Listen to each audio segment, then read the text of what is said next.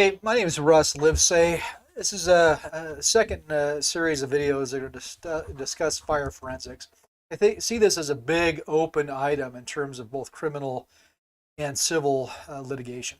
And I think back to Todd, um, a gentleman, I won't go into details, but a gentleman that was executed in 2004 for a crime that did not exist. And I think a lot of people need to recognize that the ATF used to refer to fire investigation as an art. Well, there's no room in litigation. There's no room in criminal court. There's no room in science whatsoever for the term art. You can't measure something as Lord Kelvin stated, then you can't understand it. You can't write something down as Admiral Rickover stated, don't understand it. So these videos are meant simply to illustrate, basically from NFPA 921, some of the fundamentals associated with forensic analysis of fires. That's to empower individuals that are wrongly accused of the tools necessary to fight an unjust prosecution. So this video is going to target ventilation-generated patterns. Um, the most notable influence for fire patterns is ventilation post-flashover consideration. What you have in a flashover is when you become ventilation limited. In other words, there's so much fuel, it's all on fire, but there's not enough oxygen to continue combustion. And what you see in ventilation limited or ventilation controlled fires is flames that appear to be emerging from openings, such as doors or broken windows. Technically, the flames aren't emerging. What's emerging are hot gases that are ready to combust. And as soon as they interact with oxygen, they combust. Typically, you can't have flaming combustion under about 14.5% oxygen content. Within compartments that have flashed over, there's portions of that you can actually approach 0% oxygen. So as soon as those hot gases emerge, fuel, heat, meet the oxygen, you have flaming combustion. So if we think about it, I put this chart up simply just for food to think about. Um, Within a flashover condition, this doesn't always apply, but just think about this on a principles basis. You can easily have temperature gradients that are pretty close to each other from the floor all the way to the ceiling in certain configurations.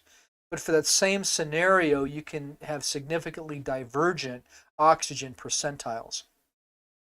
And because all things are the same in terms of combustibles, in terms of temperature, your only variable being oxygen, then there will be some telltale signs from combustion that can be attributed to greater percentages of oxygen. So flaming combustion is located near ventilation openings, and this is specifically in ventilation-controlled fires. This is because the products of pyrolysis, and let's define that.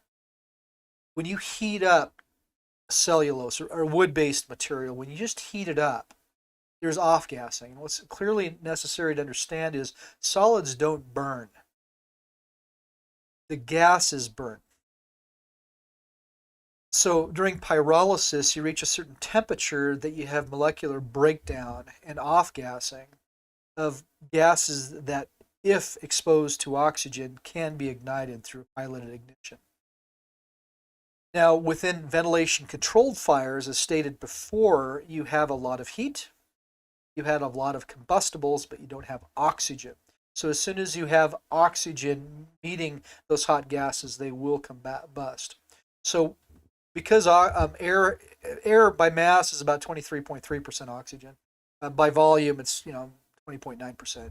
But the calculations you use for combustion are associated with mass, and it just so happens that it's pretty close. There's a little variability, basically between about 12.9 and 13.2 kilojoules per gram of oxygen across the whole spectrum of potential combustible materials. So you can actually measure it as a function, measure the heat release associated with something as a function of oxygen content. It's basically called calorimetry. Laboratories are set up with apparatus to do that.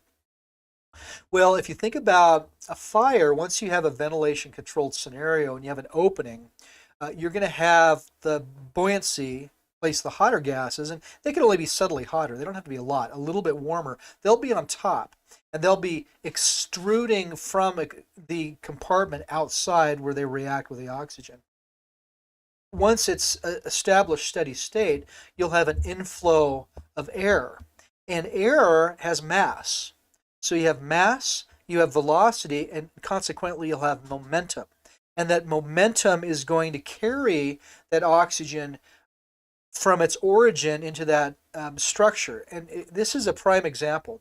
So if you look at this, what you see is down low, you can actually see how the air is being carried into this structure. You can also conclude that the heat flux units, let's define them kilowatts per meter squared. So it's a power per area. That's the definition of heat flux. And for instance, the sun has 1 kilowatt per square meter. This situation, realistically, you're just looking at it and guessing probably 100 kilowatts per square meter. So significantly hotter than the sun, even more potentially. So what you have is this air blowing into this compartment in this particular photograph. And what you'll observe in your post, after you've doused the fire, what you'll observe is greater damage associated with the combustibles around this doorway and along the carpet in a vector that matches the direction of that ventilation. And also, if you have an adjacent wall within, let's say, 15 feet away from this opening, you're going to see greater damage in the opposite wall of the door. Highest post-flashover heat fluxes typically occur along the pathway that oxygen-rich air flows. So this is an FDS rendering. The FDS stands for Fire Dynamic Simulation. It's a computational fluid dynamics software package that allows some more advanced mathematics to apply to fluids and kind of like a finite element analysis. And this software package, FDS, then gives you the numbers, and there's some programs that convert those numbers to graphical representation. And this is what you're looking at. This is actually a chart taken from NFPA 921, which is the guide for fire investigation. But this principle is established here. If you look at the door, so the east wall, the floor, the plan view here, you're seeing the ventilation causing this momentum effect, where air is blowing in. You see more damage on the opposite wall. And this is typical for any kind of, if you're going to have a broken window, for instance, same principle, or another door is propped open. Vigorous post-flashover burning will not occur in the absence of oxygen. This results in leaving the pre-flashover burn patterns visible. But if additional oxygen in the area is available through ventilation, the initial patterns that occurred prior to ventilation-controlled burning will be masked.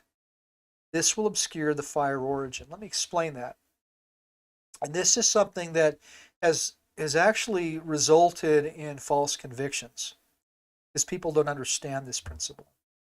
In fact, the ATF and the USAF did some analyses recognizing this is a serious issue back in 2005, 2007, and it's continued on. But regardless, and it's more of an anecdotal survey, but for all the students they brought through their fire investigation class that were seasoned individuals, these were firefighters, and I use that term.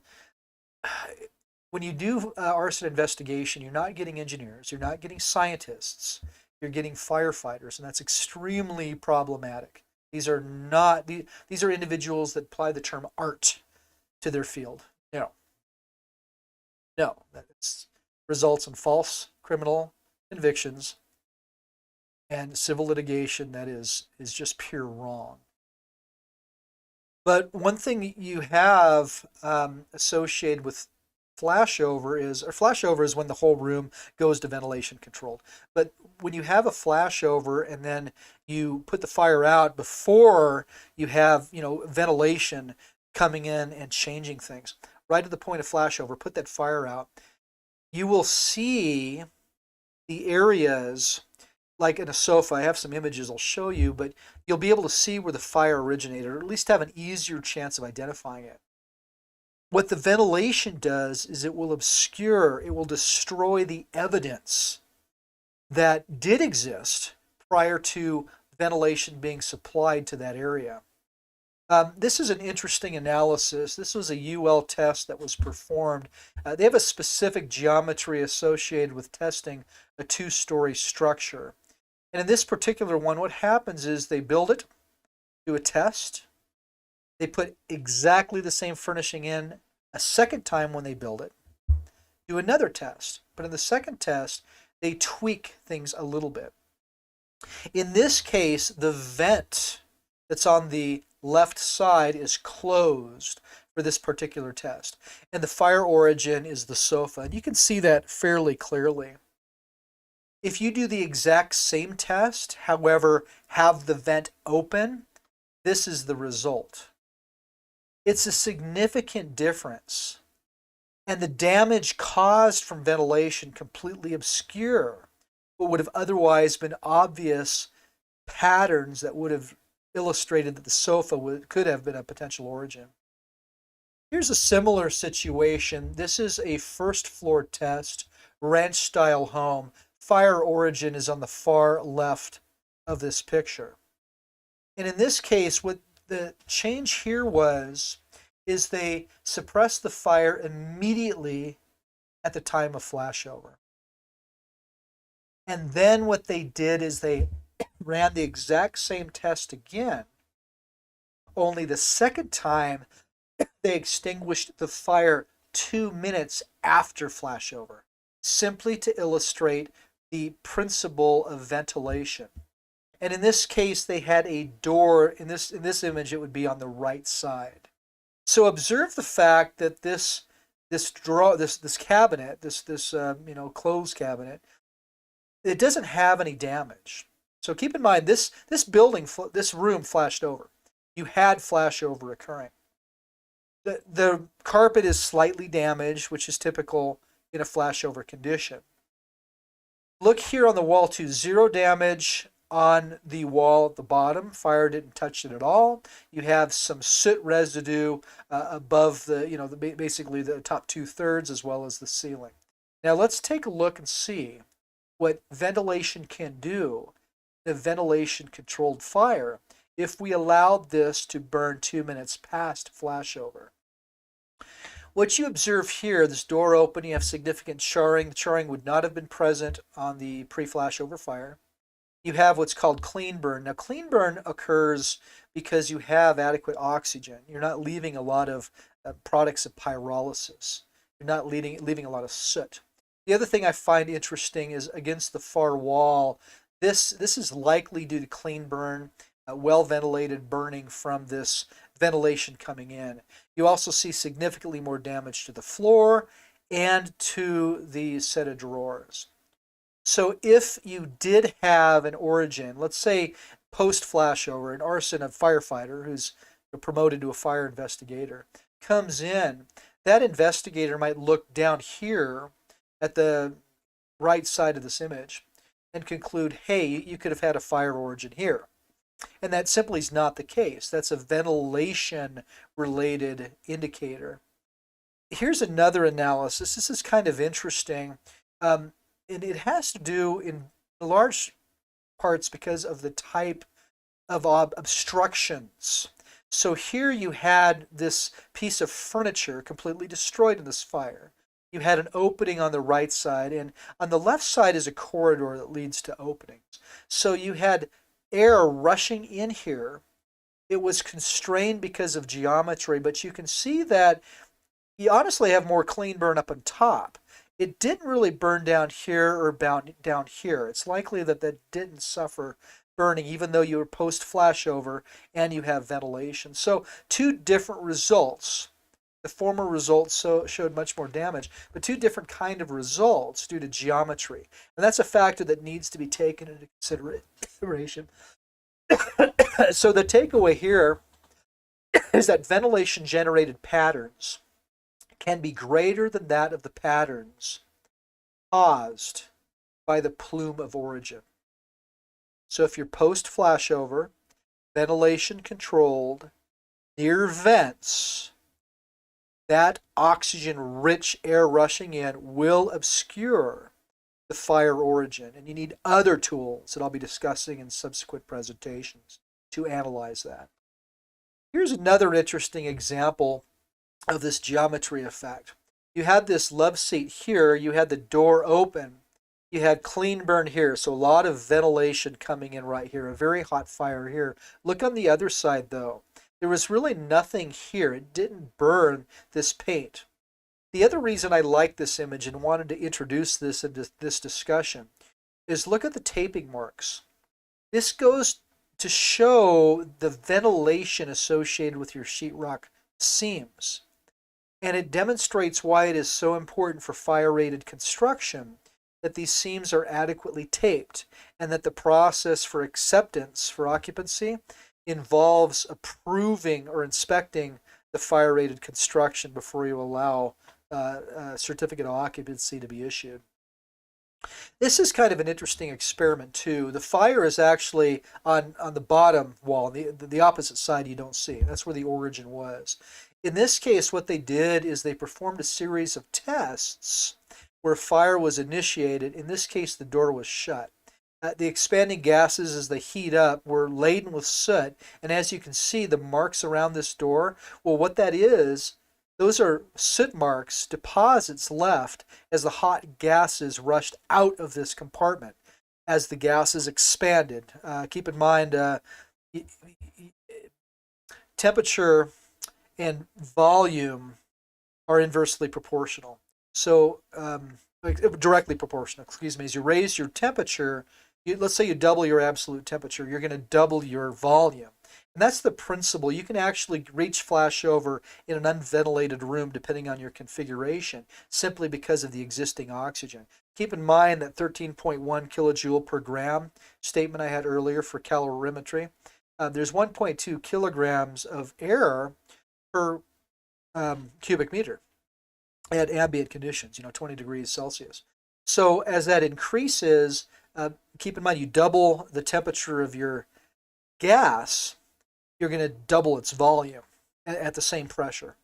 So you're going to reduce the density, in this case down to 0.6. So you can actually have complete outflow initially up to flashover. It's feasible. So in this case, you can see they did. It may have self-extinguished itself. I don't have details on this, but what I do want to contrast this is with a fire that occurred, same exact conditions, exact geometry, exact furnishings. Over here, you had a TV nightstand that was removed simply to demonstrate this principle of basically shielding. It shows some shielding marks here.